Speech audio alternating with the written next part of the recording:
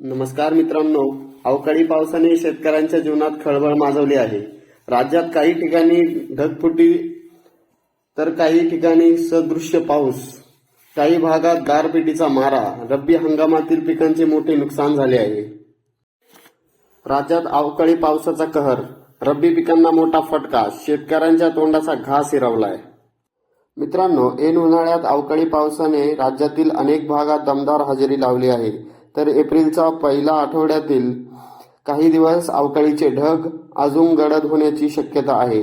अशातच अकोल्यात सलग दुसऱ्या दिवशी पडलेल्या अवकाळी पावसामुळे शेतकऱ्यांचे मोठे नुकसान झाले आहे. बाळापूर तालुक्यातल्या कांदा आणि केळी उत्पादक शेतकऱ्याला याचा मोठा फटका बसलाय. बाळापूर तालुक्यातल्या तमाशी गावात कांदा उत्पादक शेतकऱ्यांना अवकाळी पावसाचा फटका बसलाय. काढणी करून कापण्यासाठी ठेवलेला शेतातला कांदा अक्षरशः अवकाळी पावसाच्या पाण्याने भिजलाय. यात जवळपास हजारो क्विंटल कांद्याचं नुकसान झालं आहे. हवामान विभागाने दिलेल्या अंदाजानुसार अकोल्यात अवकाळी पावसानं काल 5 एप्रिलच्या रात्रीच्या सुमारास पावसाने हजेरी लावली आहे. यात कांदा आणि केळी उत्पादक शेतकऱ्यांचे मोठे नुकसान झाले आहे. बाळापूर तालुक्यात रात्री अवकाळी पावसाचा कहर होता. याशिवाय सोबत वारा देखील वाहत होता. या वाऱ्यामुळे अनेक केळी उत्पादक शेतकऱ्यांचे नुकसान झाले.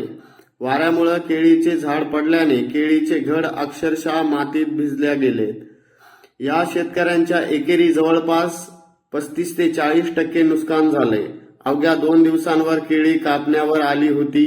मात्र अवकाळी पावसाचा फटका बसल्याने शेतकऱ्यांकडे ऐनवेळी व्यापाऱ्यांनी पाठ फिरवली आहे.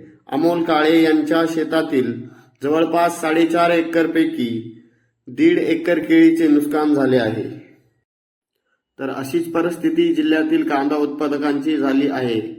याच सोबत अवकाळी पावसाचा तडाखा आता जनावरांवर बसलाय.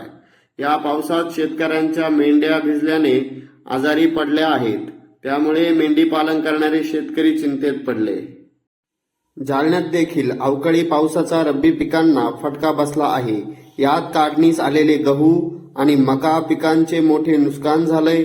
जालन्यातील घनसावंगी तालुक्यातील शेवगड आणि परिसरात सकाळच्या सुमारास झालेल्या अवकाळी पावसाने गहू आणि मका पिकांचं नुकसान झालं.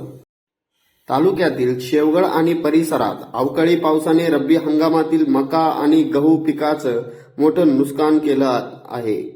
घनसावंगी तालुक्यातील शेवगड आणि परिसरात सकाळच्या सुमारास अवकाळी पाऊस झाला आणि या पावसामुळे गहू आणि मका पिकाचं मोठं नुकसान झालं.